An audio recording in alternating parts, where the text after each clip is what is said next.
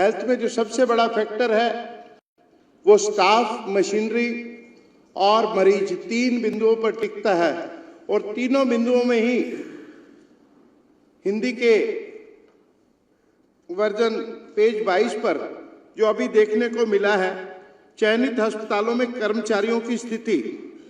एक हॉस्पिटल में डॉक्टरों की जो भर्ती थी या डॉक्टरों की जो जरूरत थी, उसमें 50 से 74% के पद जो है वो रिक्त पाए गए हैं। और ये हॉस्पिटल है RGCH, Rajiv Gandhi hospital, super specialist hospital, जिसका सीधा सीधा नियंत्रण दिल्ली सरकार के अंतर्गत था।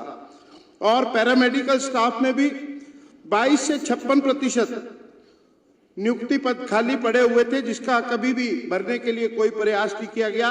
और सबसे चिंताजनक स्थिति नर्स, जो 24 घंटे उपलब्ध रहती है मरीजों के लिए, नर्सिंग स्टाफ में 73 से 96% तक की कमी यहाँ पर रिपोर्ट की गई है, जो आपके सामने इस तालिका में दर्शाई गई है। और इसके साथ साथ राष्ट्रीय राजधानी क्षेत्र में विशेष रूप से संकुल इलाके जरूरतमंद व्यक्तियों तक चिकित्सा सहायता प्रदान करने के लिए मोटरसाइकिल का उपयोग, फर्स्ट रिस्पॉन्स व्हीकल शुरू करने के लिए 2018 में मंजूरी दी। और फरवरी 2019 से पूर्वी शादरा और उत्तर पूर्व जिलों को कवर करने के लिए तैनात किया गया था।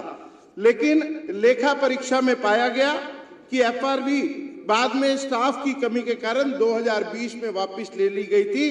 करोड़ों रुपया खर्च करने के पश्चात और करोड़ों रुपया विज्ञापन पे खर्च करने के बाद किसी भी मरीज को सहायता देने के लिए यह केवल दिखावा था और कभी भी इसका सदुपयोग नहीं हो पाया है।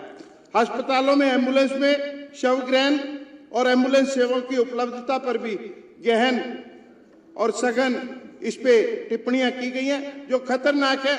सच्ची बात तो यह है कि पूर्ववर्ती सरकार दिल्ली की जनता के स्वास्थ्य के साथ खिलवाड़ कर रही थी और इसके साथ साथ कोविड काल में भी उन्होंने दिल्ली की जनता को बिलखने के लिए छोड़ दिया था। इलाज की कमी के कारण अनेकों मृत्यु हुई। और इसको जो ये कमियां इसमें दर्शाई गई हैं, जो टिप्पणियां दी गई हैं, इसे संगीन मानते हुए इन पर हत्या का मुकदमा दर्ज करना चाहिए, क्योंकि उनके कारण जिन मरीजों की मृत्यु हुई है वो स्वाभाविक मृत्यु नहीं थी, उसे हत्या की श्रेणी में लाकर इन पर मुकदमा चलाया जाना चाहिए।